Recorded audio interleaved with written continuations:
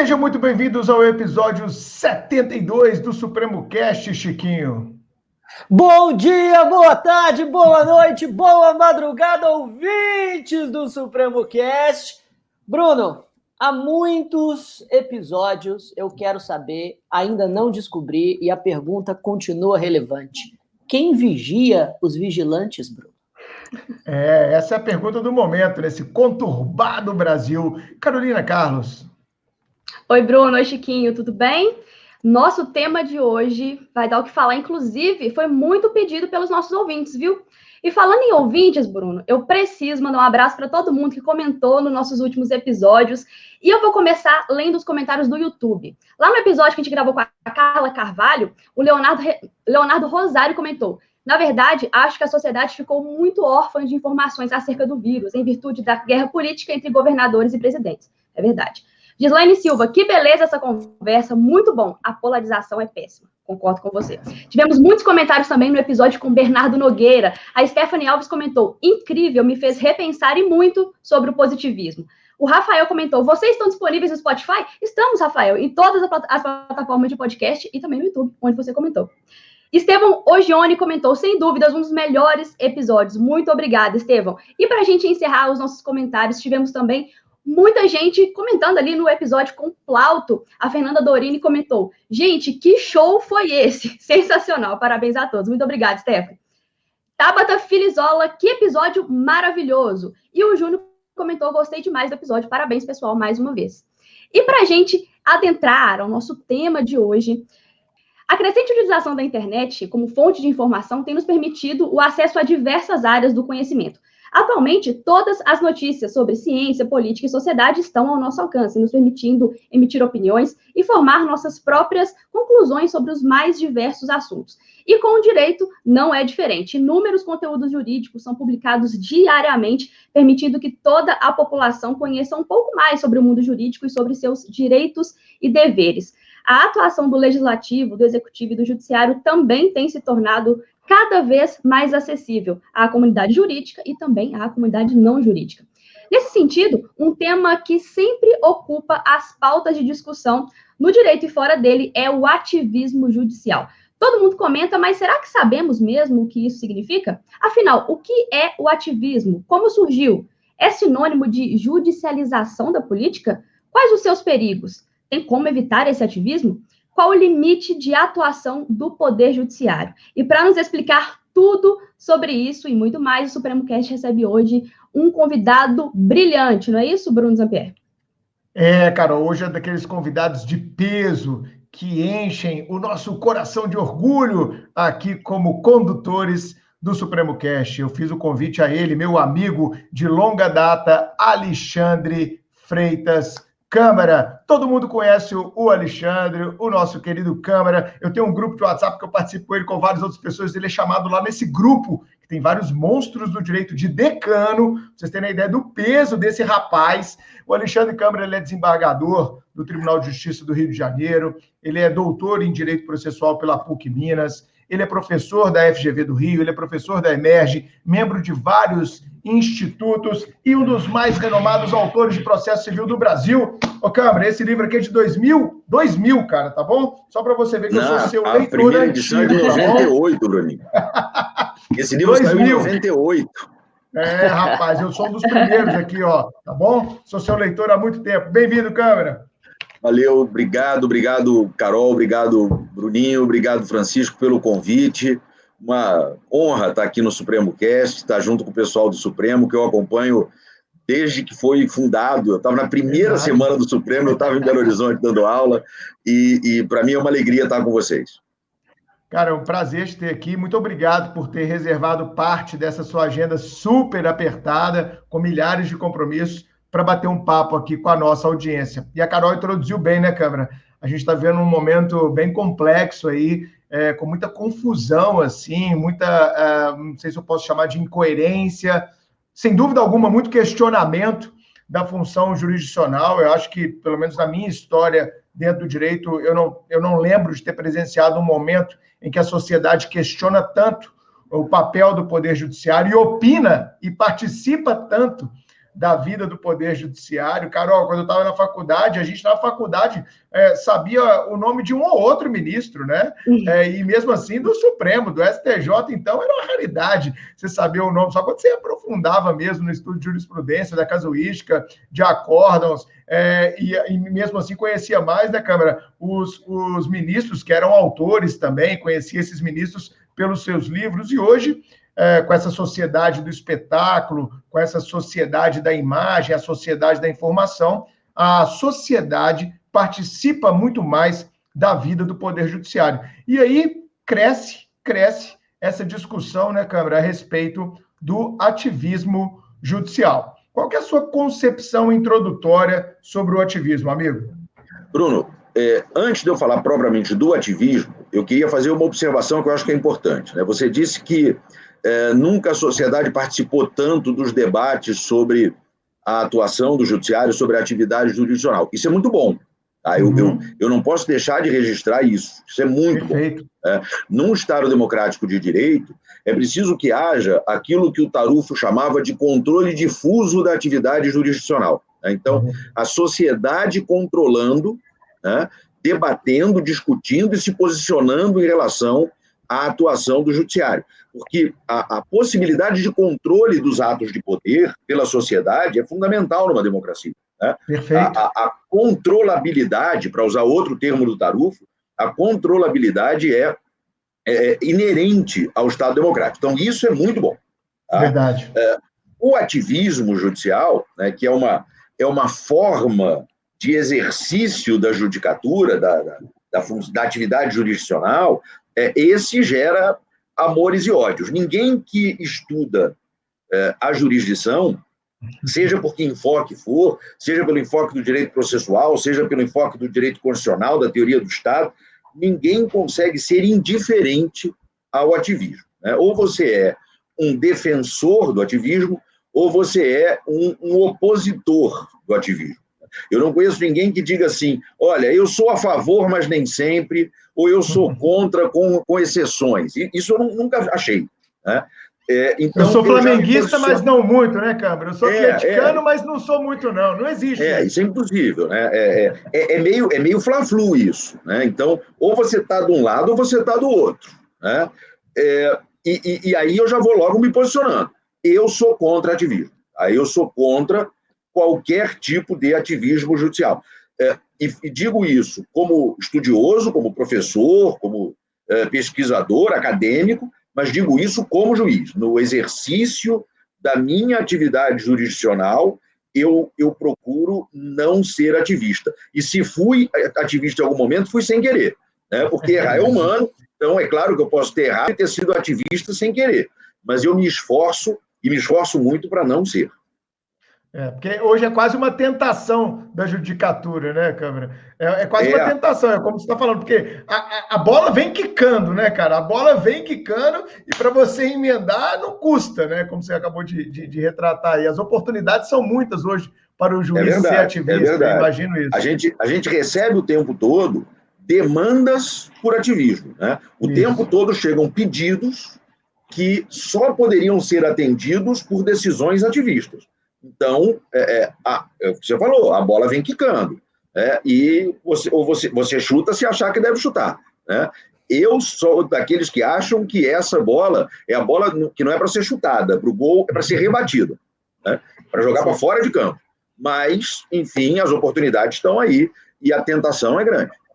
Isso aí, fala, Chico. Acredito, eu concordo plenamente com as falas iniciais do professor Alexandre. Acho até que essas oportunidades e essa pressão vem não só das partes no processo, mas também da bipolarização da discussão política na sociedade, que clama por decisões que implementam o que cada lado vê como direitos fundamentais ou como pautas políticas que são imprescindíveis através do terreno do judiciário. Né? E eu concordo também com o professor que, dentre os estudiosos, ou se ama o ativismo judicial ou se odeia. Agora, quando nós observamos a sociedade civil como um todo, a gente percebe que existe o amor de ocasião pelo ativismo judicial.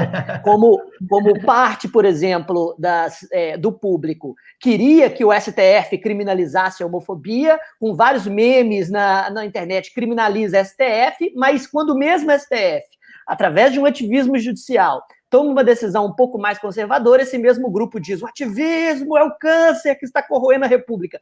E é interessante que a gente, nesse momento inicial, delimitasse o nosso objeto. O que o senhor entende por ativismo judicial?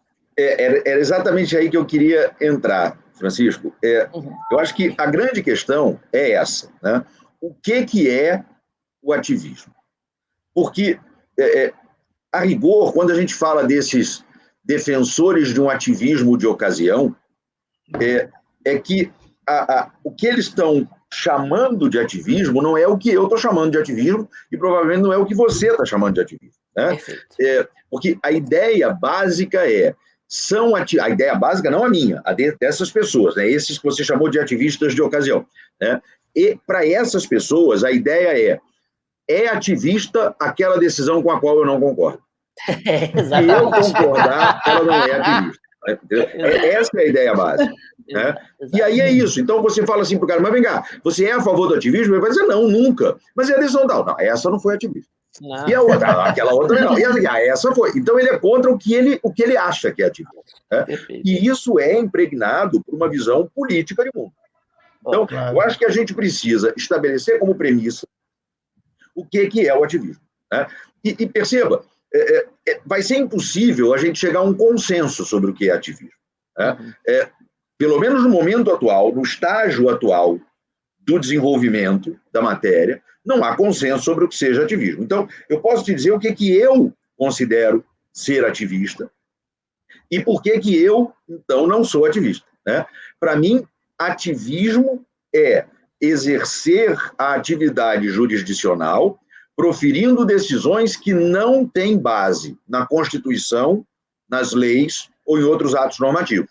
Tratados, medidas provisórias, decretos, enfim. Então, se o que eu decido não tem base normativa, é ativista. E por que eu digo isso? Porque eu vejo muitas vezes, incontáveis vezes, uma certa tendência de alguns julgadores, e eu não vou generalizar nem para um lado nem para o outro, né? Nem vou dizer que são todos os que pensam assim, nem vou dizer que ninguém pensa assim, mas eu vejo uma certa tendência de muitos que exercem a magistratura de decidir com base naquilo que eles consideram correto. A ideia de que se ele ou ela fosse o legislador, a lei seria daquele jeito. Então, eles buscam decidir com base num sentimento pessoal do bom e do justo. O ponto de partida é o que está na cabeça deles, é o que está no sentimento deles. Talvez ainda uma reminiscência da velha ideia de que sentença vem de sentir. Né? Então, a ideia de que eu decido assim porque eu sinto que isso é justo. E não me parece que esta deva ser a premissa de quem exerce a magistratura. A premissa de quem exerce a magistratura é: eu decido assim porque assim dispõe a Constituição, os tratados, as leis, os decretos, as medidas provisórias, etc., etc., gostando eu disso ou não. Né? Eu sempre digo, e digo isso muitas vezes nas sessões de julgamento: lei ruim que não seja inconstitucional, a gente lamenta, mas aplica. Né? Eu não gosto de todas as leis que estão em vigor no Brasil. Definitivamente não gosto. Né? Tem leis que eu acho ruins, que eu acho erradas, que me incomodam como cidadão. Mas se elas não são inconstitucionais, eu as aplico. Porque não sou eu quem define o que é direito e o que não é direito. Né? É claro que a atividade do magistrado é uma atividade de interpretação, porque o direito é interpretativo por natureza, né? E aí os meus estudos do-orquinianos não me poderiam levar a pensar de outra maneira, né?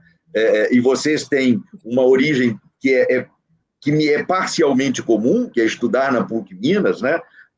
A Carol estudou na PUC, o Bruno, o Francisco, eu me doutorei na PUC Minas, e tenho muito orgulho disso, né?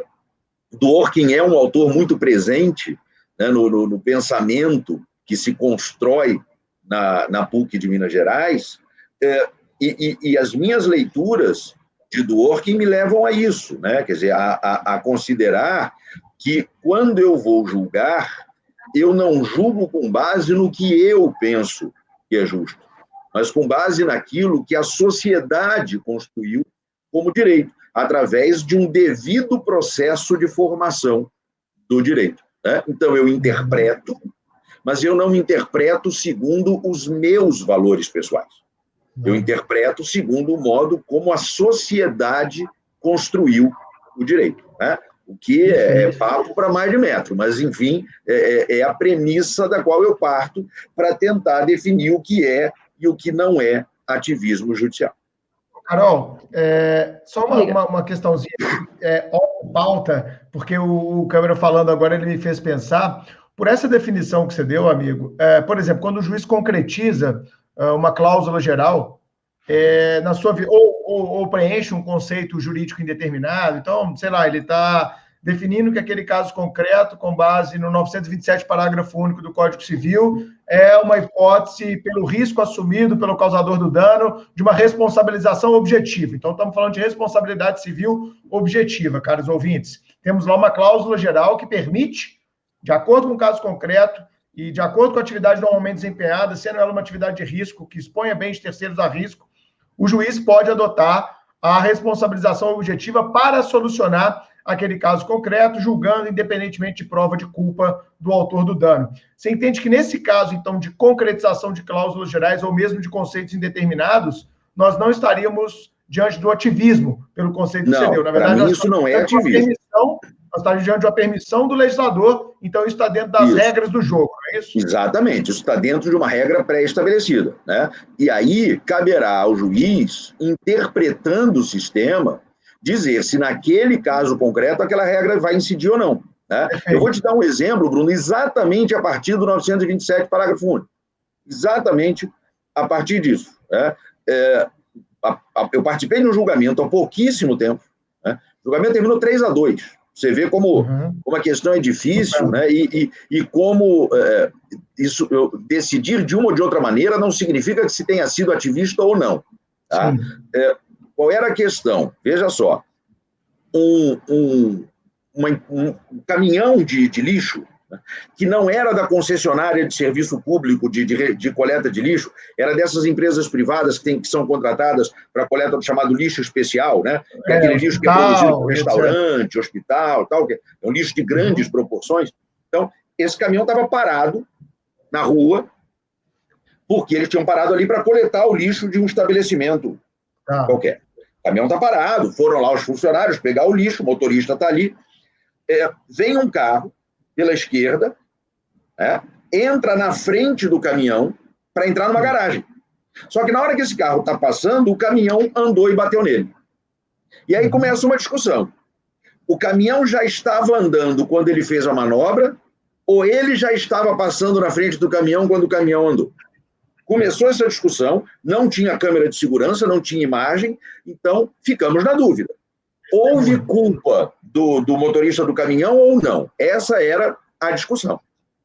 No primeiro grau, o juiz julgou isso com base na ideia de responsabilidade subjetiva. Ele falou, olha, aqui não tem uma relação de consumo, é um acidente de trânsito comum, responsabilidade subjetiva, e, portanto, não tem prova da culpa, não tem que indenizar.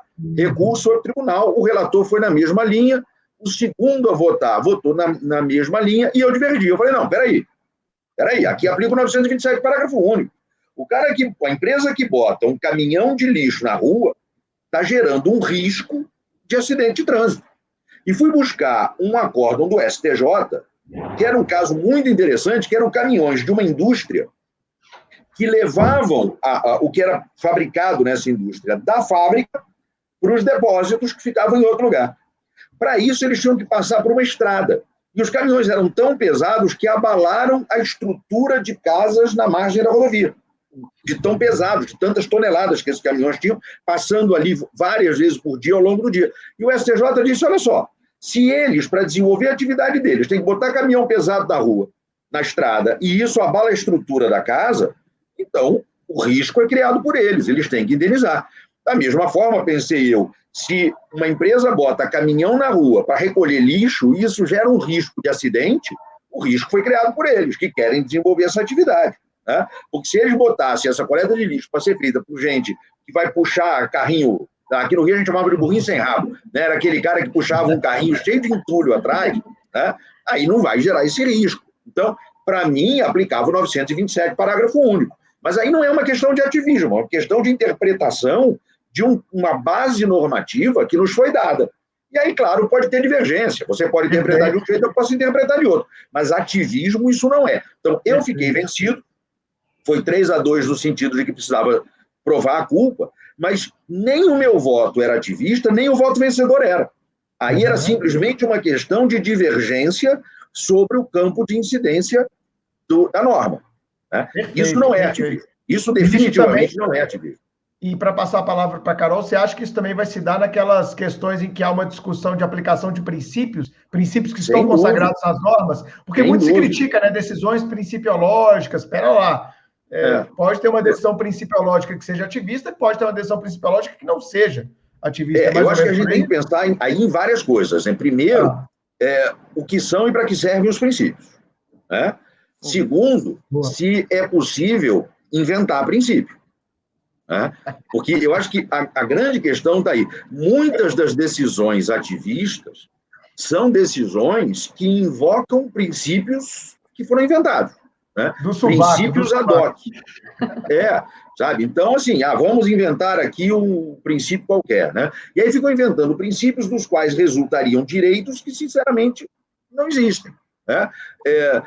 Com todo respeito, mas tem uma decisão do Supremo Tribunal Federal que fala da existência de um direito fundamental à felicidade.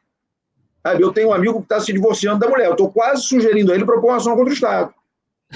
Pedindo reparação por dano moral, porque o direito fundamental à felicidade está sendo violado, porque ele não está feliz. Ele definitivamente, nesse momento, não está feliz. Ele não está morando na mesma casa que as filhas, sabe? Ele sente falta das meninas, ele não está feliz.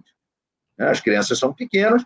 Então, e se é um direito fundamental, Bruno, veja, direitos fundamentais a gente exerce basicamente contra o Estado. Né? Direito fundamental à saúde, a gente judicializa a saúde. Direito fundamental, seja lá o que for, a gente judicializa. Né? Direito fundamental à alimentação, a gente judicializa para litigar com o Estado. Se eu tenho o direito fundamental de ser feliz, eu vou pedir que o Estado garanta a minha felicidade ou, na pior das hipóteses, que isso se converta em perdas e danos. Então, sinceramente, não pode existir, não faz sentido juridicamente que exista o direito fundamental de ser feliz. Né? É claro que a gente tem um direito, entre aspas, de lutar para ser feliz, de tentar ser feliz. Né? Mas isso não pode ser um direito juridicamente reconhecido. Isso não faz nenhum sentido. Sabe o que isso me lembra? Isso me lembra. E aí, psicológico, né? Pois é. E aí me permitam essa referência. Anos atrás eu fui participar de um congresso num país europeu que costuma estar fora do roteiro turístico das pessoas, que é a Lituânia. Né? Um belíssimo país, aliás, onde eu já fui 2 vezes, e fica aqui já uma dica antecipada de roteiro de viagem para o dia que brasileiro puder viajar para o exterior de novo. Né? A Lituânia é um lindo país. E na capital da Lituânia, Vilnius, tem um bairro que é um bairro boêmio, muitos artistas, eles dizem que é a Montmartre de lá, é meio, enfim, Santa Teresa, aqui para quem é do Rio de Janeiro e tal, é um bairro que tem muito ateliê de artista plástico, chama-se O Pico. E nesse bairro, eles resolveram criar uma grande brincadeira que virou uma atração turística. Eles proclamaram a independência do bairro. De brincadeira, claro. A prefeitura da cidade embarcou na história, então quando você entra no bairro tem uma placa, bem-vindo à República de Upico, quando você sai do bairro tem uma placa, agradecemos pela sua visita à República de Upico, o Dia Nacional é 1º de abril, porque é o dia da mentira, né? E tem uma Constituição. Eles fizeram uma Constituição de brincadeira. E é muito legal isso. Se você procurar na internet, você vai achar em inglês, provavelmente. E tem um artigo dessa Constituição, da Constituição de Upico, que eu acho muito legal. Diz assim: todo homem tem direito de morrer. Parágrafo único. Como morrer é um direito, só o exerce quem quiser. Percebeu? Quer dizer, a gente não pode criar a sério direitos que não podem ser exigidos, que não podem ser demandados. Né? Se eu tenho o direito de morrer, se morrer é um direito, eu só exerço se eu quiser. Então, pronto, resolvi que eu não vou exercer. Resolvi que eu vou ficar aqui para semente. Lamento informar, meu amigo, não tem ordenamento jurídico que te permita realizar isso. Né? Então, a gente não pode pensar o direito assim, porque senão o direito vira uma brincadeira. E direito é coisa séria. Excelente. Ô, Carol, eu vou te passar a palavra, mas antes eu tenho que fazer um depoimento, porque ele falou da Lituânia. Eu não sei se ele vai se lembrar disso. Uma vez a gente estava dando aula lá em Salvador, ô câmera, e a gente era 2007, 2006 o ano, lá no Sejus na época. E a gente pegou o mesmo voo para voltar. Eu morava no Rio na época, né? Então a gente estava voltando junto para o Rio. Aí eu cheguei no aeroporto, ô câmera, o que você está lendo? Ele, eu estou lendo aqui o Código de Processo Civil da antiga Iugoslávia. Eu falei, vá pra puta que pariu, velho. O cara estava lendo o Código de Processo Civil da antiga Iugoslávia, cara. Então, o cara falar que dá palestra na Lituânia é mole, viu, Carol? É contigo. Adorei, eu adoro essas histórias, gente. E, Câmara, você falou uma coisa muito interessante, e é um assunto bem off-pauta também, mais um assunto off-pauta, que é sobre a sentença derivar de sentir. Às vezes eu lia isso, assim, na época da graduação, e ficava, mas como? Como que pode isso? E isso me lembra muito, e aí vem o assunto off-pauta, que é o livre convencimento motivado, né? Ou é livre ou é motivado, a gente pode até discutir isso depois, quando a gente for falar do CPC, mas antes eu quero te perguntar sobre a origem desse ativismo. Quando foi que a gente falou pela primeira vez em ativismo no Brasil? Isso surgiu fora do Brasil? Como é que é essa história, esse aspecto histórico desse tema tão importante? Isso surgiu fora do Brasil. Né? Se começa a falar de ativismo judicial nos Estados Unidos, na análise da atuação da Suprema Corte, e a expressão ativismo judicial não surgiu em nenhum trabalho jurídico, a expressão foi criada por um jornalista. Então, isso sai numa reportagem, numa revista americana, uma revista, num jornal, enfim, mas foi um trabalho de um jornalista, e se disse, olha, a Suprema Corte está sendo ativista, né? E não é isso que se espera de uma Suprema Corte e tal. E, a partir daí, a expressão começa a ser usada para descrever o modo de atuação, primeiro da Suprema Corte americana e depois do judiciário no mundo inteiro, né? Isso se espalha dos Estados Unidos para o mundo, com base nessa ideia. Quer dizer, quando você vê um judiciário, primeiro a Suprema Corte dos Estados Unidos, depois o judiciário, indo além daquilo que se espera com base na Constituição e nas leis, ela é mais ativista. Né? Quando ela se contém mais, né, quando tem uma autocontenção, ela é menos ativista ou nada ativista. Então, isso surge mesmo nos Estados Unidos. E no Brasil, essa discussão começou no período pós-Constituição de 88. Né? Começou devagarzinho, bem devagarzinho, até porque no início do período da Constituição de 88, a nossa Suprema Corte, o Supremo Tribunal Federal, tinha muito de autocontenção, né? Mas de alguns anos para cá, eu arriscaria dizer aí de uns 20 anos para cá, com a composição do tribunal já completamente alterada, essa discussão foi ganhando mais força. E ganhou cada vez mais força, porque passou a ser objeto de estudo dos acadêmicos. Né? Então, a gente tem acadêmicos de todas as linhas de pensamento, né? Que foram estudar fora do Brasil, ou que ficaram mesmo por aqui, mas que se dedicaram a estudar essa matéria. E alguns, claro, são favoráveis, outros não são, enfim, né? Essa acaba não sendo a grande questão do ponto de vista acadêmico, né? Porque a gente pode ser livre para defender um lado ou outro, e esse é o bonito da liberdade, né? Mas a gente tem, de alguns anos para cá, principalmente uns 20 anos para cá, estudos muito importantes sobre o ativismo em geral e sobre eventuais posturas ativistas do Supremo Tribunal Federal. Então, quando a gente olha para a obra de autores como Lênio Streck, como Marcelo Catoni, como Virgílio Afonso da Silva, Jorge Zabud, né, a gente vai ver vários juristas estudando muito profundamente essa questão do ativismo na magistratura brasileira, na jurisdição brasileira. Perfeito. Perfeito. Pode falar, Carol. Eu só queria aproveitar esse momento, porque existe uma confusão muito grande que se faz quando se fala em ativismo, que é tratar como sinônimo de ativismo judicial a judicialização da política. Como é que a gente consegue diferenciar isso?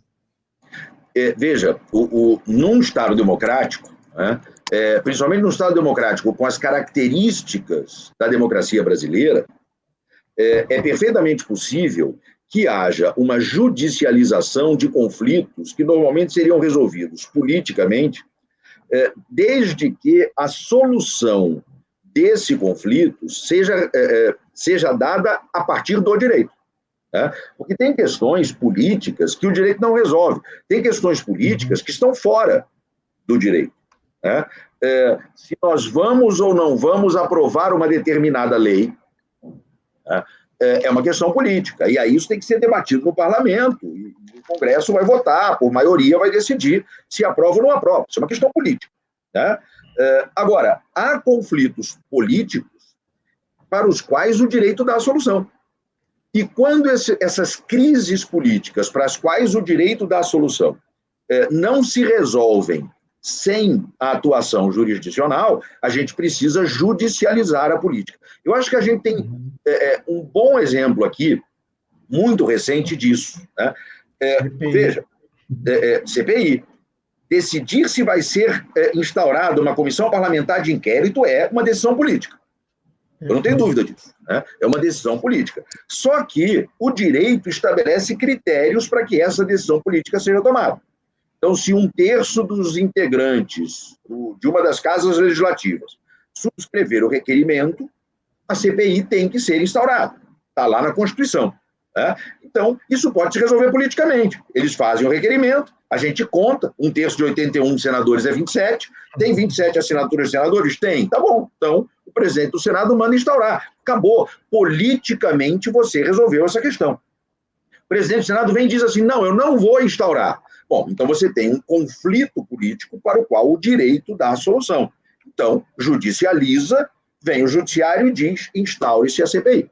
Né? Agora, comparemos isso com o processo de instauração de impeachment, que também é uma questão política. Mas o que o direito diz? O direito diz que cabe ao presidente da Câmara dos Deputados decidir se admite ou não admite o pedido de instauração do processo de impeachment. Essa decisão é dele. E aí a gente pode discutir quais devem ser os critérios para essa decisão, mas é uma decisão política. Aí é feito o pedido. O presidente da Câmara pode dizer, defiro, e aí o processo se instaura, pode dizer indefiro, ele não se instaura, e pode, para usar uma expressão comum na linguagem das pessoas, pode sentar em cima. E aí você pergunta assim para ele, mas vem cá, você não vai decidir? E ele diz assim, ainda estou pensando, ainda estou formando o meu convencimento. E isso é uma manifestação política, né, para a qual o direito não dá a solução. Porque o direito não diz, se não decidir em 30 dias, reputa-se acolhido, ou se não decidir em 30 dias, reputa-se inadmitido. Não tem isso, não tem prazo para ele. Então, ele politicamente sente esse timing de deferir, de indeferir ou de não fazer nada. Né? E se a gente levar isso para o judiciário, a resposta do judiciário só pode ser uma, só pode ser, não podemos mandar instaurar esse processo, porque isso não nos cabe. Né? E se mandar instaurar, ou se ao contrário disser, então não vai instaurar e acabou, aí não é judicialização da política, aí é ativismo, porque aí não tem base normativa para fazer. Ótimo, perfeito. Entendi. Chico. Pois então, sobre toda essa conversa, e muito esclarecedoras as suas palavras, eu também sempre desconfiei que ativismo judicial fosse um termo mais jornalístico do que jurídico, muito esclarecedor saber disso, mas você já disse que o ativismo judicial seria justamente essa decisão que foge ao ordenamento jurídico positivo, que foge à Constituição, à legislação, aos decretos que a regulamentam e etc. E que isso poderia ser, portanto, uma judicialização da política quando o juiz acaba vestindo as calças do legislador e decidindo em cima de uma discricionariedade que pertence a outro poder. Perfeito, isso tudo está muito claro. Agora, quais seriam especificamente os limites ou a forma de se talvez fiscalizar ou impor que esses limites fossem respeitados, levando em consideração que nenhum ativismo judicial admite que a sua decisão é extra-direito positivo, não é? Sempre quase todos os juízes e ministros do STF, ao claramente decidir de maneira ativista, esconde em fundamentos a interpretação de algum princípio ou de alguma norma, dizendo, na verdade, que o ordenamento, alguma interpretação lógico-sistêmica ou teleológica, permite chegar àquela conclusão. Quais seriam, então, os limites e a forma de exercer esses limites do ativismo judicial com base no que você já expôs? A gente precisa reconhecer, Francisco, que, em grande medida, o que vai permitir controlar a postura ativista é a própria autocontenção. Né? É o próprio judiciário dizendo, olha, eu não vou ser ativista, não. Eu acho que, do ponto de vista da efetividade, este seria o único controle verdadeiramente efetivo. Agora, a gente chega a isso, a meu ver, a partir de alguns dados. Primeiro, acho que a gente precisa de uma maturidade democrática.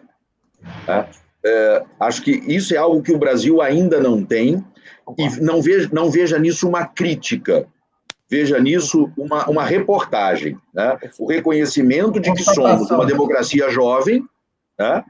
Então eu só estou reportando o fato, que acho que todo mundo consegue constatar, somos uma democracia muito jovem, são 32, quase 33 anos verdadeiramente de democracia, e de uma democracia que está, como qualquer democracia do mundo, incipiente ou não, por mais sólida que ela pareça, ela está sempre sob risco. Toda democracia está em risco constante.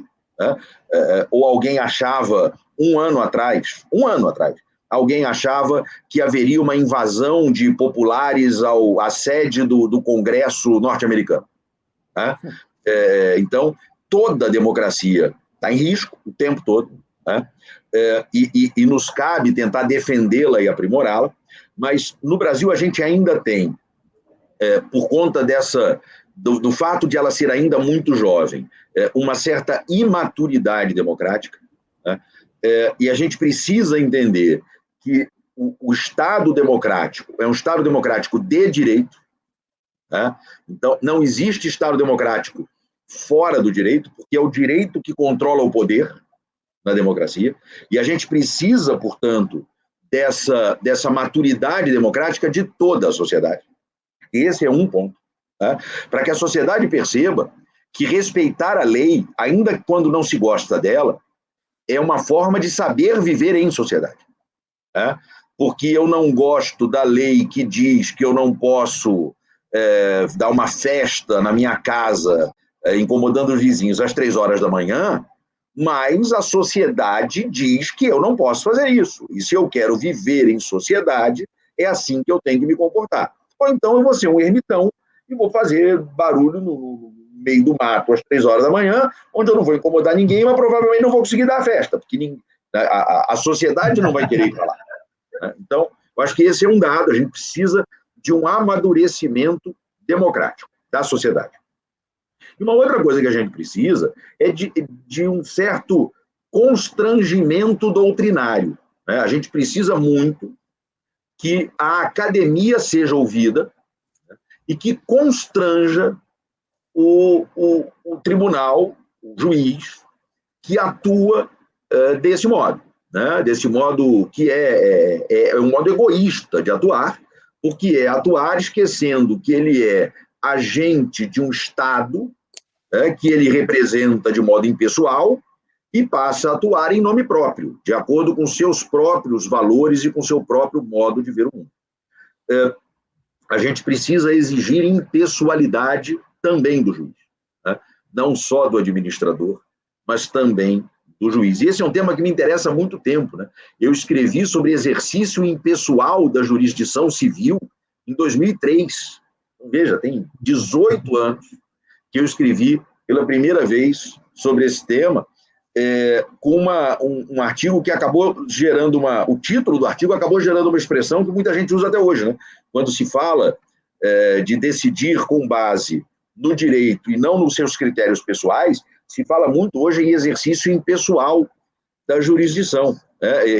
A primeira vez que essa expressão foi usada foi nesse artigo meu, publicado em 2003 na revista da Emerge. Então, nós estamos falando aí já de 18 anos escrevendo sobre esse assunto, fora o tempo antes pensando no assunto.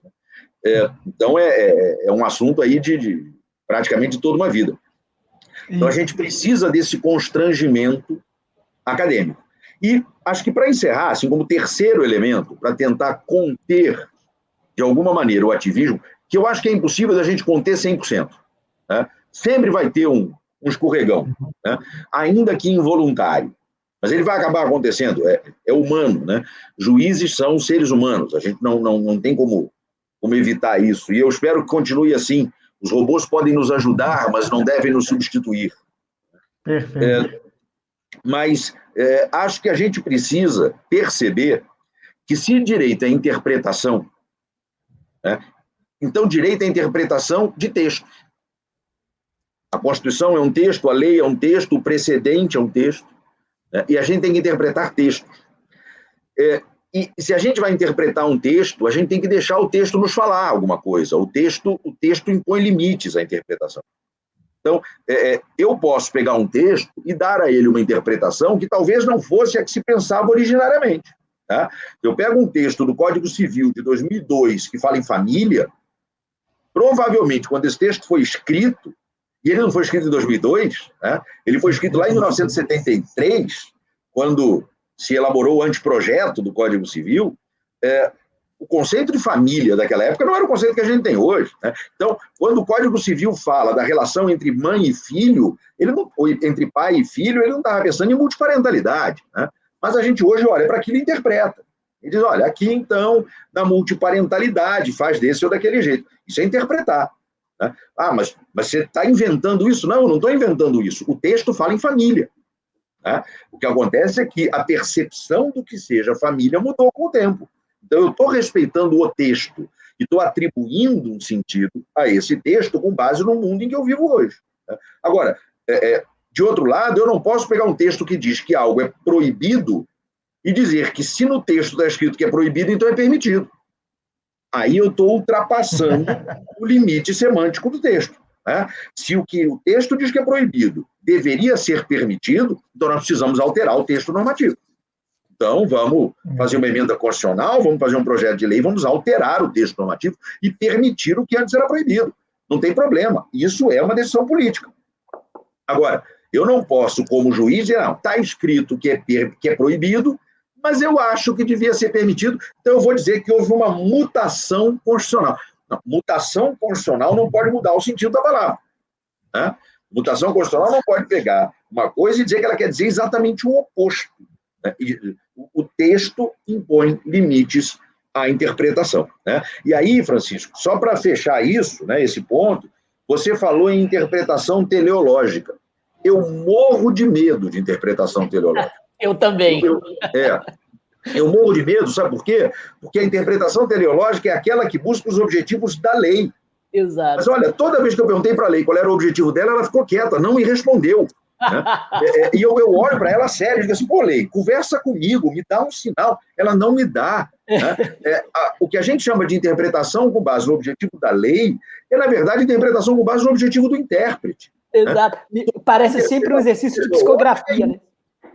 Sabe, é a busca da realização dos objetivos do próprio intérprete. Então, interpretação teleológica, sinceramente, é uma coisa que a gente tinha que tirar do vocabulário jurídico. A gente tinha que acabar com isso. Né? Porque quem é que está autorizado a dizer qual é o objetivo da lei, qual é a finalidade da lei? A finalidade da lei é ser lei. É servir como lei. A partir dela, a gente aplicar e construir resultados. Mas identificar finalidades, objetivos, Isso é subjetivista demais para o meu gosto. Perfeito, Câmara. Entrando um pouco no ativismo e passando ao CPC, o CPC de 2015, a gente vê lá um reforço daquilo que, acho que um grande reforço, né, do CPC de 2015, para falar da fundamentação, da necessidade de fundamentação das decisões, atacando teses que são colocadas pelas partes. A gente viu os magistrados na época, né, chiarem bastante quanto a isso. O Câmara até deu uma palestra, não sei se você lembra, Câmara, aqui no Supremo, logo que o CPC, no sábado de manhã, logo que você fez a gentileza conosco, logo que o CPC foi lançado, isso foi um dos pontos que se abordou naquela palestra, eu lembro bem porque assisti. Isso foi falado da emenda 45, da Constituição. Ele pode ser considerado, essa exigência de fundamentação, uma fundamentação normativa, na linha do que a gente acabou de falar, como um poderoso freio, porque no grupo que a gente participa, você sempre, vez por outra lá, vou cometer uma inconfidência, você dá uma sapecada. Isso é decisionismo puro. Decisionismo também é uma palavra que está sempre no seu vocabulário, e se é decisionismo, a decisão é nula. Já vi você falando isso algumas vezes, me corrija se eu estiver errado. É mais ou menos por aí também, a gente tem uma forma de frear a partir da necessidade da correta fundamentação, porque, ao que me parece, pelo esse nosso papo, o ativismo não resiste muito a uma investigação de fundamentação, né? Ele vai escorregar nessa casca de banana, concorda? Vai. O controle é pela fundamentação. Né? O controle vai ser feito pela fundamentação. Então, quando a Constituição diz que toda decisão tem que ser fundamentada, e o Código de Processo Civil se limita a dar um passo além e dizer como é que não se fundamenta, né? E perceba que o Código, muito inteligentemente, ele não diz o que eu devo fazer para fundamentar. Ele diz o que eu não posso fazer. Olha, se você fizer assim, não está fundamentado. Né? O que ele faz é enumerar certas situações de decisão mal fundamentada e dizer, olha, essa é tão ruim que equivale a não haver fundamentação nenhuma. Né? Então, a rigor, o que o CPC faz é isso lá no 489, parágrafo 1º. E ele faz isso exatamente para que haja controle, para que haja controlabilidade das decisões. Né? Então, é aquilo que eu estava falando antes, isso é inerente a uma democracia, a possibilidade de controle das decisões, não só controle através de recurso, né? Eu vou recorrer, mostrar para o tribunal que a decisão está errada, o tribunal vai reformar. Não é só isso, é isso também, né? Mas é um controle que se faz pela academia, que se faz pela sociedade. Né? A gente vai ler um jornal, vai assistir a um telejornal, e a gente vê debates sobre fundamentação de decisão o tempo todo. Né? E quando eu estava na faculdade, isso não acontecia, não. Se abria o jornal, ninguém falava nada sobre decisão judicial. Né? Ninguém discutia as decisões do Supremo, ninguém sabia quem eram os ministros do Supremo. Se você perguntar quem eram os ministros do Supremo na época que eu estava na faculdade, eu provavelmente vou lembrar de 2 ou 3 nomes. Né? Eu vou lembrar do ministro Moreira Alves, que estava no Supremo antes de eu entrar para a faculdade e continuou muito depois de eu sair. Né? E vou lembrar de mais 2 ou 3 ali, vou lembrar do ministro Nery da Silveira, enfim, né? E mais 1 ou 2, porque eu fui pesquisar o Sepúlveda. Quando o Sepúlveda entrou, quando o Sepúlveda entrou, eu estava na faculdade. Estava terminando a faculdade quando ele entrou. Mas é isso, eu vou fazer um esforço aqui para lembrar de um ou de outro, né, ministro do Supremo. E se você perguntar hoje, a gente sabe a composição do Supremo na ordem de antiguidade.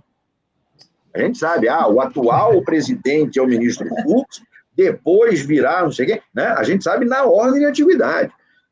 Então, é um negócio que naquela época não passava pela cabeça de ninguém. Então, acho que é isso, a fundamentação é exigida nos termos em que é exigida no direito brasileiro, né? Uma fundamentação completa, analítica, para que a gente tenha mecanismos de controle da decisão. E, em tese, isso deveria frear o ativismo, né? Porque se eu boto na decisão, estou decidindo assim, porque acho mais justo, você vai dizer, essa decisão não está fundamentada. Estou decidindo assim, porque se eu fosse o legislador, essa teria sido a solução, você vai dizer, não, está errado isso. Estou decidindo assim, porque embora a lei diga uma coisa, eu acho que deve ser outra, está errada essa decisão. Então, a exigência de exposição dos fundamentos permite controle. Câmara. E pensando nessa fundamentação das decisões, a gente também consegue chegar nos precedentes, que foi também uma inovação, digamos assim, né? Uma grande importação que o CPC fez quando ainda era discutido. Então, tivemos a fundamentação das decisões, tivemos o que eu falei anteriormente sobre a retirada do livre, né, convencimento motivado, e também tivemos os precedentes. E existe uma discussão muito grande na doutrina, que é sobre se existe mesmo um sistema de precedentes no Brasil, e aí uns vão falar que não, que os precedentes são prejudiciais, que vão engessar o sistema, outros já vão dizer que não, que sim, a gente precisa dos precedentes para que consigamos manter uma coerência, uma estabilidade e uma observância ali, até a teoria de Dworkin mesmo, né? E aí eu te pergunto, você acha que, com relação aos precedentes, eles também funcionariam como um freio para esse ativismo ou não? Eles realmente ingestam o sistema? Pode ser que sejam criados precedentes sem fundamentação, ativistas e que se perpetuem por muito tempo? O que você pensa sobre esse assunto? Olha, em tese, um sistema de precedentes é um sistema que controla o ativismo, que reduz o ativismo. Né? Um sistema com vinculação a precedentes, ou qualquer nome que se queira dar a isso. Eu confesso que eu tenho usado cada vez menos, ou procurado usar cada vez menos a palavra precedente para se referir a isso que nós temos aqui no Brasil. Acho que cada vez mais eu me convenço que o que a gente construiu foi um sistema que não é exatamente um sistema fundado na ideia de precedente. Mas por razões que, enfim, eu nem teria tempo para expor aqui hoje. Mas penso que um sistema construído a partir da ideia de que existem alguns fenômenos que são produzidos pelo judiciário, decisões, enunciados de súmula, sejam eles quais forem, e que são dotados de eficácia vinculante, será um sistema capaz de, em alguma medida, frear ideias ativistas. Não freia completamente, claro, porque muitas vezes o ativismo vem daquele que está na cúpula do sistema judicial, Supremo Tribunal Federal. Né? E aí a gente não consegue controlar de modo completo, porque se o Supremo resolve ser ativista, a quem você pedirá que o controle? Né? Então, porque quem controla o Supremo é o próprio Supremo. Minha frase inicial, né? Exatamente. Que é uma frase romana, né? Sim. O ipsis custodies custodiatis, né? Que é quem controla o controlador, né? Que os ingleses repetem há séculos, né? Who watched the watchman? Quem gosta de história em quadrinho conhece bem essa frase. Exatamente. Frank Miller. Então, exatamente. Então, a gente tem aí necessariamente esse reconhecimento. Se o Supremo não se autocontém, ele é ativista, e aí a gente não consegue eliminar 100% o ativismo, né? Mas a gente consegue reduzir. A gente consegue reduzir até no próprio Supremo, porque inevitavelmente haverá um certo constrangimento do próprio Supremo, né, que naturalmente vai querer respeitar, em condições normais de temperatura e pressão, as suas próprias decisões. Né? Mas você, pelo menos, vai conseguir gerar algum tipo de restrição ao ativismo, ou pelo menos um pouco mais de restrição ao ativismo, para quem está abaixo da cúpula. Né? Porque você terá mecanismos de controle. Seja por via do recurso, seja por via da reclamação, você terá mecanismos de controle para quem está abaixo da cúpula. Né? E isso vai valendo em todas as instâncias. Né? Porque quando a gente pensa, por exemplo, na interpretação do direito local, o órgão de cúpula é o Tribunal de Justiça. Mas se o Tribunal de Justiça define uma questão através de um incidente de resolução de demandas repetitivas, né, você controla o juiz de primeiro grau, você reduz o ativismo do juiz de primeiro grau. Então, não me parece que esse sistema elimine por completo o ativismo, mas acho que ele ajuda muito. Tenho muito receio, e já externei isso, inclusive em textos que produzi, tenho muito receio de que o nosso sistema, que não é um sistema de precedentes à luz do common law, não é. Eu tenho muito receio de que este nosso sistema acabe gerando um engessamento do direito. E, portanto, sinto a necessidade de nós termos mecanismos mais eficientes e mais claros de superação desses entendimentos já consolidados. Mas acho também que esses mecanismos hoje não estão claros, porque há um certo receio do STJ e do STF de que haja uma espécie de superlotação desses tribunais com pedidos de superação. Então, a gente decidiu assim, todo mundo vai vir aqui pedir para a gente superar. Então, não pode vir. A gente já decidiu, né? Falou, está falado, Roma locuta, causa finita. Acabou, não me venham mais aqui com essa discussão. Mas acho, é uma impressão, né? Antes que o professor Barbosa Moreira reapareça aqui para puxar minha orelha, eu estou dizendo que eu acho, porque é uma impressão, nada mais do que isso, que daqui a alguns anos, o próprio STF e o próprio STJ vão sentir a necessidade de que existam mecanismos mais claros no sistema para permitir a superação dos seus próprios entendimentos. Porque senão eles ficarão atrelados a velhos entendimentos. E o direito precisa evoluir. Então, penso que isso é algo que o tempo vai resolver, né? E o papel da doutrina hoje é apontar caminhos para que a gente possa levar essas questões ao STF e ao STJ. E a doutrina tem feito isso, tem discutido muito, mas tem feito isso, apontando sugestões para que a gente possa tentar promover essa superação. Perfeito. Eu tenho visto, né, Chico, o próprio STF, através do seu plenário, superar alguns ativismos que a gente vê de alguns ministros em decisões monocráticas, né, Câmara? Seguindo a linha do que você colocou, o plenário, o pleno, tem sido um grande censor ou um grande controlador dentro dessa perspectiva que você acabou de colocar para a gente. Mas antes da pergunta do Chico, eu queria colocar uma questão que ela sempre é levantada quando se fala de ativismo, que é a morosidade do poder judiciário, do poder legislativo. Poxa, a Constituição estabeleceu essa previsão, o legislativo não faz porcaria nenhuma, então, dentro de uma ideia de pseudo-harmonia ou de pretensa harmonia dos poderes, alguém tem que fazer o Estado implementar esse tipo de política. Afinal, ela está consagrada na Constituição, há uma omissão legislativa, taca-lhe o pau judiciário. Qual seria, Câmara, a pergunta de $1 milhão, né? Qual seria o mecanismo adequado e eficiente para fazer com que o legislativo cumprisse o papel que constitucionalmente lhe é designado? Eu acho que essa pergunta ela é relevante para a gente entender um pouco mais até as razões que levam a muitas decisões premidas de ativismo.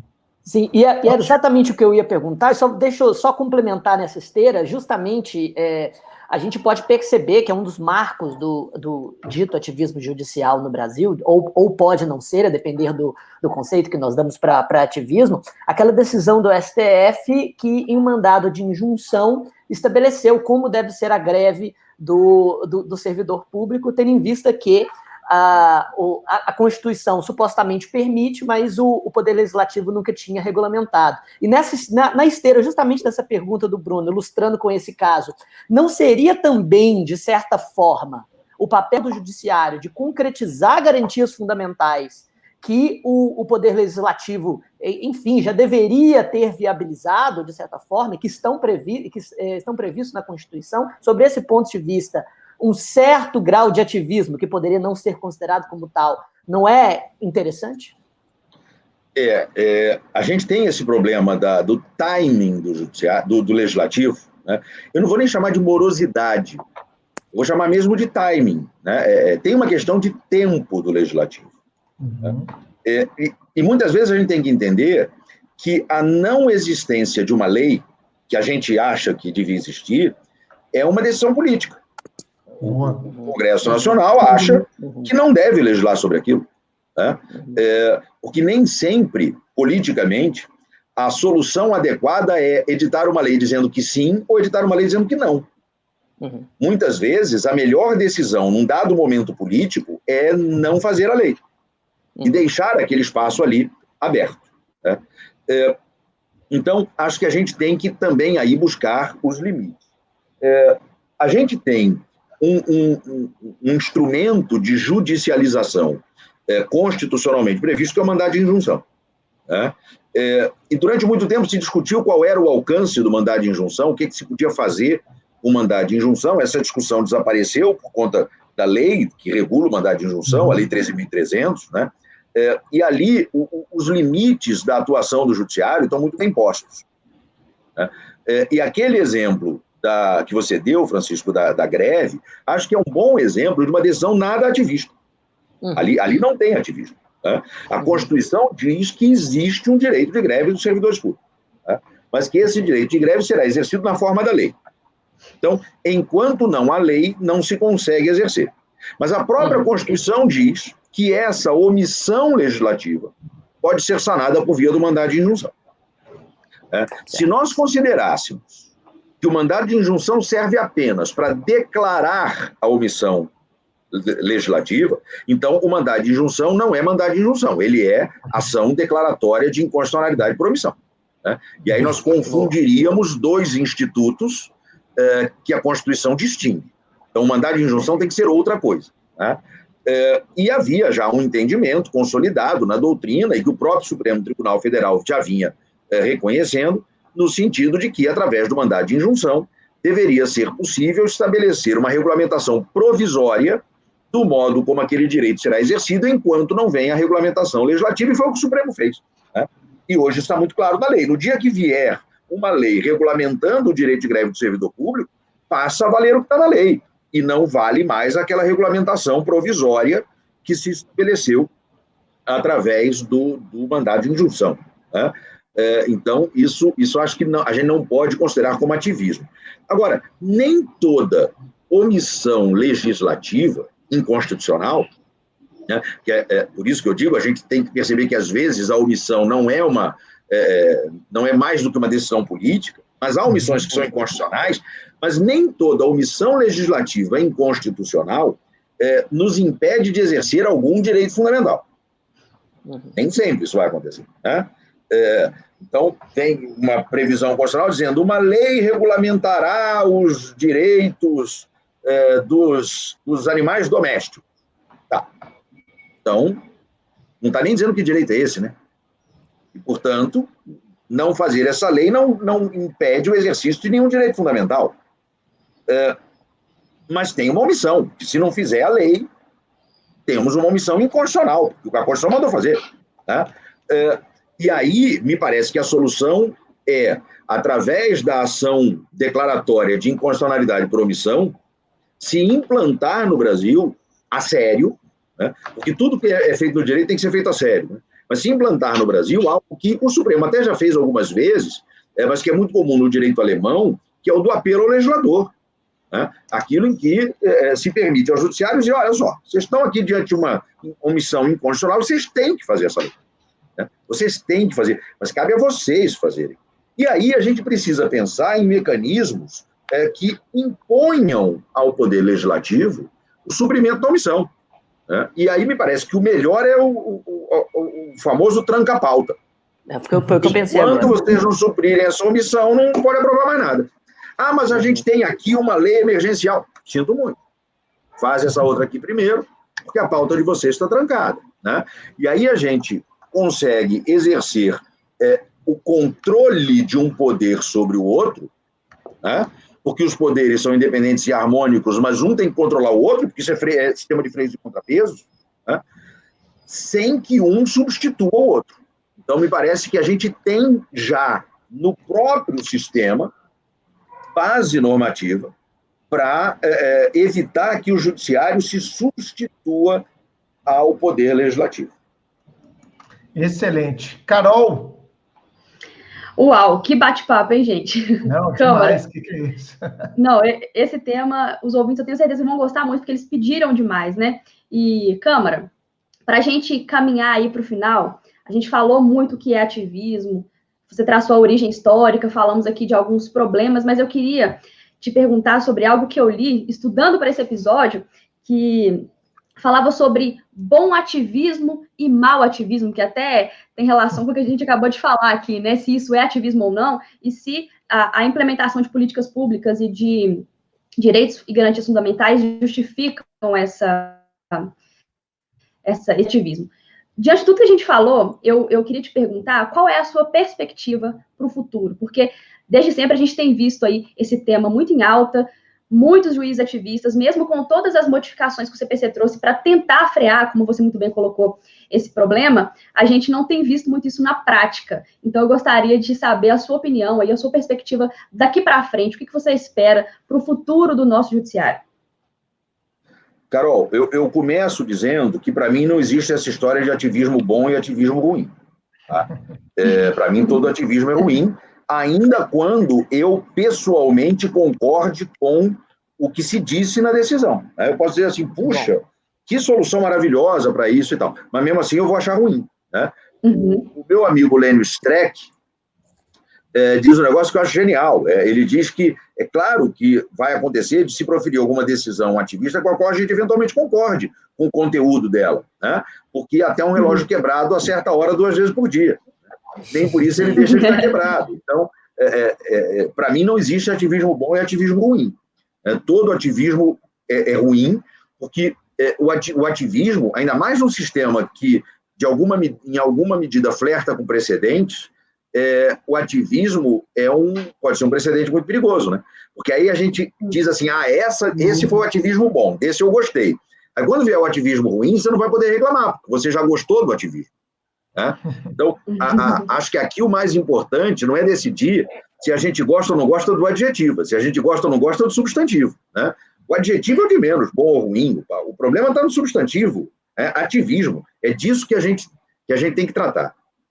Agora, perspectivas para o futuro, sinceramente, eu acho que são boas.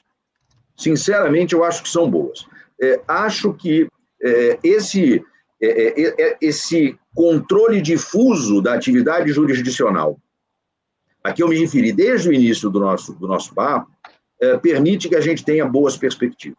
Né? A sociedade hoje está debatendo esse tema, a academia está debatendo esse tema, esse debate já chegou, claro, ao judiciário, né? E acho que a gente já vê alguma preocupação com algum tipo de controle. Né?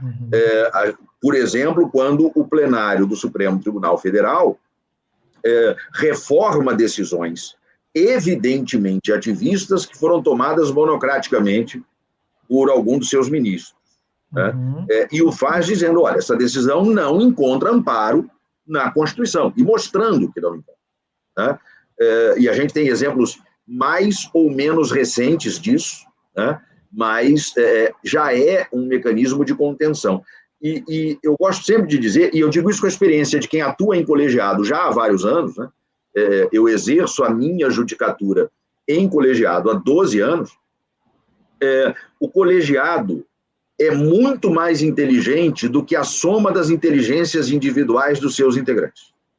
Sim. O colegiado tem uma inteligência própria. Né? E é muito interessante entender a deliberação colegiada, especialmente quando ela é verdadeiramente colegiada. Quando há um debate entre os integrantes do colegiado, que permite chegar a uma decisão que se reputa a melhor para o caso. Né? Porque muitas vezes, essa decisão, que é fruto de uma deliberação verdadeiramente colegiada, não corresponde à ideia inicial de ninguém. Se você simplesmente fosse pedir para cada um dos integrantes dar a sua opinião, né, talvez o resultado final fosse completamente diferente. Mas quando há uma deliberação verdadeiramente colegiada, em que um aponta críticas à opinião do outro, mostra falhas, o outro está aberto a ouvir essas críticas. Ouvir. A eventualmente mudar de opinião. E muitas vezes, se chegar a uma solução intermediária, né, isso permite que a gente construa decisões melhores. Né? E isso você só consegue com o colegiado. Por isso que eu digo que a gente tem que valorizar a colegialidade cada vez mais. Cada vez mais. A gente precisa fazer com que decisões monocráticas sejam absolutamente pontuais, excepcionais, ou para situações de extrema urgência, ou para situações em que se aplicam entendimentos já absolutamente consolidados e formalmente consolidados, em súmula, por exemplo. Tá? E para o resto, a gente precisa do colegiado e compreender que o colegiado é mais inteligente do que a soma das inteligências individuais dos seus integrantes. Excelente. Esse episódio será daqueles para se ouvir 3, 4, 5 vezes, tamanha densidade do conteúdo. Vamos àquele momento que todo mundo gosta, a Dica Suprema. Chico, o que você trouxe para a gente hoje aí de Dica Suprema, amigo? Vamos lá, já tem um tempo que eu não recomendo podcasts por aqui, e eu me apaixonei por um podcast esses dias, já tinha mencionado... Ele confessou que está começando aí na podosfera, então indica aí que o Câmara ele vai gostar, ele é da era do rádio, que ele falou comigo, e podcast para ele é uma novidade e ele está curtindo, então indica aí para ele anotar. Exatamente, permita-se apaixonar por essa mídia fantástica que é o podcast, e com a sua contribuição para a podosfera, ela fica ainda mais brilhante. Pois bem, eu me apaixonei por um podcast esses dias chamado Segurança dos Direitos. Eu já havia comentado ele antes, ele é feito por alguns criminólogos e criminalistas oriundos da USP, e nos últimos episódios eles têm entrevistado pessoas da academia que estão fazendo teses de doutorado sobre assuntos específicos, e sempre abordando temas como a gente faz aqui no Supremo Cast, com a didática suficiente, com uma didática que seja claro bastante para as pessoas compreenderem, mas mesmo assim com uma profundidade de quem não trata de temas importantes levianamente. Se você quiser ingressar nesse podcast Segurança dos Direitos, eu sugiro os 2 últimos episódios, um episódio sobre garantismo penal, para desmistificar o que se tem dito muitas vezes no Brasil sobre o que é e o que não é garantismo, né? O que se adjetiva do garantismo no Brasil, fugindo da proposta inicial do Ferraioli, e um episódio sobre lavagem de dinheiro. O nome é Lavagem de Dinheiro e o Paradoxo Hipercriminalizador. Eles tentam estabelecer, a partir de um autor que escreveu uma tese de doutorado orientado por Juarez Serino dos Santos, o que seria uma criminalização devida da lavagem de dinheiro com base na teoria do bem jurídico, e o que é essa tentação de hipercriminalização da lavagem de capitais a partir de uma proposta puramente expansionista do direito penal. E ele faz isso muito bem, com fundamento doutrinário, e não simplesmente com, com dogmatismo político. Recomendo Segurança dos Direitos, é a minha recomendação de hoje, Bruno. Segurança dos Direitos, já anotado, vou ouvir amanhã. Carolina, o que você trouxe para a gente, Carolzinha? Para a Dica Suprema de hoje, eu trouxe um livro do nosso convidado, Levando os Padrões Decisórios a Sério, Formação e Aplicação de Precedentes e Enunciados de Súmula. É um excelente livro para quem gosta de estudar esse tema de precedentes, súmulas, diferenças entre eles. Fica aí a recomendação. Excelente livro. Depois, olha só, se nós estivéssemos gravando presencialmente, claro que eu ia pedir aqui o rabisco. Um autógrafo, né? Poxa. Sinta-se obrigada. Bom, Carol, eu vou na sua linha, na minha dica de hoje. O novo processo civil brasileiro. Ô, Câmara, você está vendo que eu estou nas edições sempre lá embaixo. Eu sou dos primeiros leitores das suas obras, cara. Esse aqui é a segunda edição e demorou a sair a segunda. Você lembra? A primeira edição esgotou muito rápido. Quando veio o CPC de 2015, eu não consegui comprar. Eu lecionava junto com o Câmara lá no Rio. E aí eu só consegui comprar a segunda. Demorei a comprar. E semana passada aí saiu a 7ª edição. Eu já conferi aqui. Está disponível no site da editora do GEM, né, editorial, da Atlas. Está disponível na Americanas, está disponível na Amazon, está disponível em todos, na Submarino. É só entrar na internet e pedir agora o novo processo civil brasileiro. Ô, Câmara, eu vi lá no post, né, que você fez, todo mundo perguntando, né? E o Lições? Cadê o manual? Não vai voltar? Vai ficar só nesse? Já responde aí, cara, porque um monte de gente vai me perguntar aí, você já responde para a audiência gigantesca do Supremo Cast. Bom, primeiro eu queria agradecer as 2 dicas de livros meus, né? Eu estou escrevendo um manual em volume único, né? Na verdade, é uma mega fusão entre o Lições e o novo processo civil brasileiro. Eu estou fundindo os 2 e acrescentando mais um monte de coisas para virar volume único, né? Porque os Lições eram vários volumes, né? Um novo momento do mercado editorial. Vai ser volume único, mas é isso, é uma fusão do Lições com o novo processo civil brasileiro, com mais algumas coisas que estão entrando, né?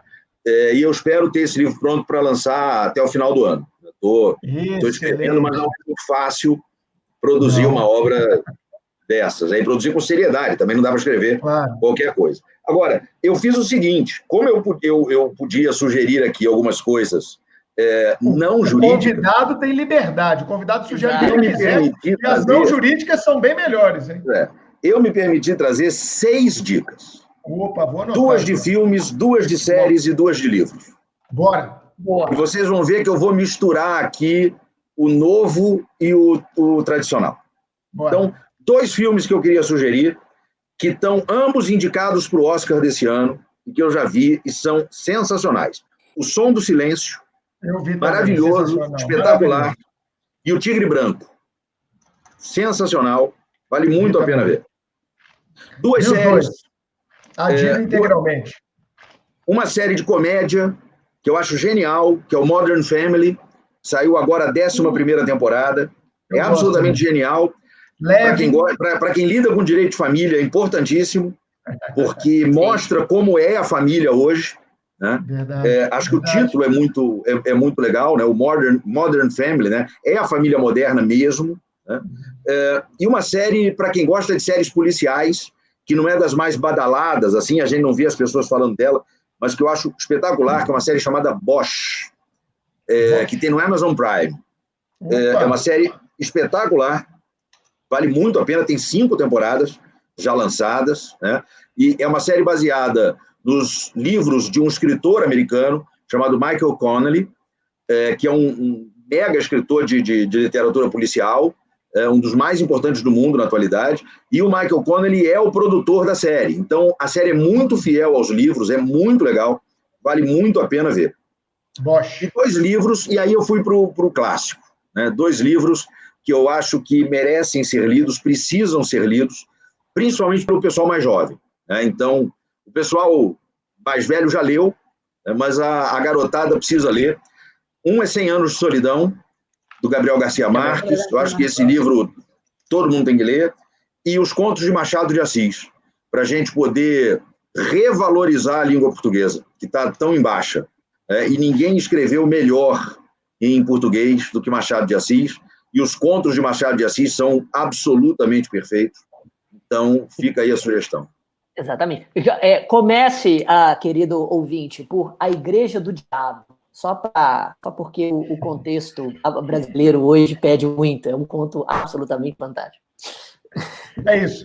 Câmara, gostou da participação? Cara, eu queria te agradecer demais. Obrigado por toda a amizade, carinho que você sempre tem com o Supremo. Obrigado por dedicar um pedacinho do seu tempo para educar não só a nós, como a toda a nossa audiência. Espero que você tenha gostado da sua estreia na podosfera, amigo.